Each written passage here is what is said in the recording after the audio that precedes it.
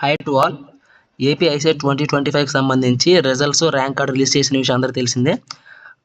ఇంకా ఎవరైనా చెక్ చేసుకోకుండా ఉన్నట్లయితే నేను కింద డిస్క్రిప్షన్లో లింక్స్ ప్రొవైడ్ చేస్తాను. వాటి నుంచి అయితే మీ రిజల్ట్స్, ర్యాంక్ కార్డ్ అయితే చెక్ చేసుకోండి. సో అందరికీ తెలిసిందే.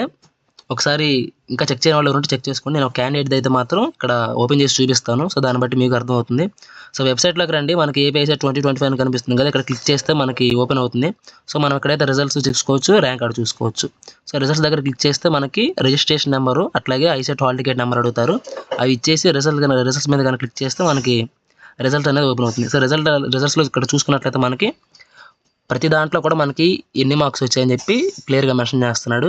టోటల్ మార్క్స్ ఎన్ని, వాటితో పాటు ర్యాంక్ ఎంత వచ్చింది అనేది అయితే ఇక్కడ మనకి ఇస్తున్నాడు అనమాట. సో ఇక్కడ చెక్ చేసుకోవచ్చు. అనలైటికల్ ఎబిలిటీలో ఈ పర్సన్కి 29.9 మార్క్స్ వచ్చినాయి. అట్లా కమ్యూనికేషన్ ఎబిలిటీలో 22.8 వచ్చినాయి. మ్యాథమెటికల్ ఎబిలిటీలో 12.7, టోటల్ వచ్చేసి 65.5 వచ్చింది అనమాట. సో ర్యాంక్ చూసుకున్నట్టయితే 24K అయితే వచ్చింది. ఒకసారి మీకు వచ్చిన మార్క్స్కి మీకు ఎంత ర్యాంక్ వచ్చింది అనేది చెక్ చేసుకోండి. తర్వాత వచ్చేసి మనం ర్యాంక్ కార్డు ఎట్లా చూసుకోవాలి. సో ర్యాంక్ కార్డ్ ఎట్లా చూసుకోవాలని చెప్పి చూస్తే మనకి ఇక్కడ రిజిస్ట్రేషన్ నెంబరు, తర్వాత ICET hall ticket number, date of birth enter చేసి వ్యూ ర్యాంక్ కార్డ్ కనుక క్లిక్ చేసినట్టయితే మనకి ర్యాంక్ కార్డ్ అనేది ఓపెన్ అవుతుంది. సో ర్యాంక్ కార్డులో కూడా మనకి ఇక్కడ క్లియర్గా అయితే ఇస్తున్నాడు నార్మలైజ్డ్ మార్క్స్ అని. సో ఇవన్నీ చెక్ చేసుకోండి మీరు.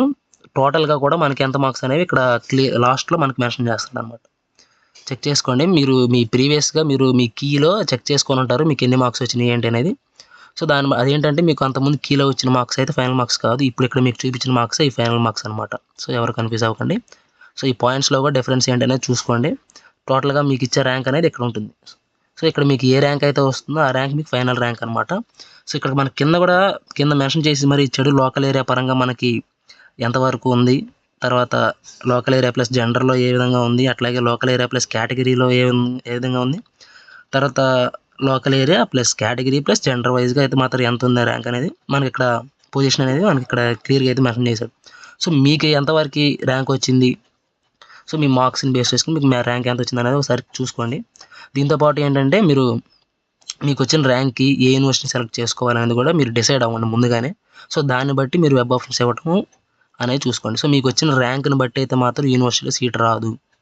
సో దాని తర్వాత మీకు ఎలిజిబిలిటీస్ అనేవి ఉంటాయి. సో వాటిని బేస్ చేసుకొని అయితే మీకు యూనివర్సిటీస్లో కానీ కాలేజ్లో కానీ సీట్ రావడం జరుగుతుంది. సో మీరేం చేయాలంటే మీకు వచ్చిన ర్యాంక్ అనేది దగ్గర పెట్టుకొని దానికి కావాల్సిన రిమైనింగ్ మనకి కావాల్సిన సర్టిఫికేట్స్ అన్నీ కూడా రెడీ చేసుకొని పెట్టుకోండి ఇప్పుడే కౌన్సిలింగ్కి. నెక్స్ట్ వచ్చేసి ఇంకా మీరు యూనివర్సిటీని సెలెక్ట్ చేసుకోవడానికి కూడా మీ ర్యాంక్ ఒకటే కాకుండా మీకు తర్వాత ఎలిజిబిలిటీస్ అన్నీ ఉంటాయి కాబట్టి సో వాటిని బేస్ చేసుకొని జాగ్రత్తగా అయితే మాత్రం మీరు తర్వాత కౌన్సిలింగ్కి అటెండ్ అవ్వడానికి ట్రై చేయండి.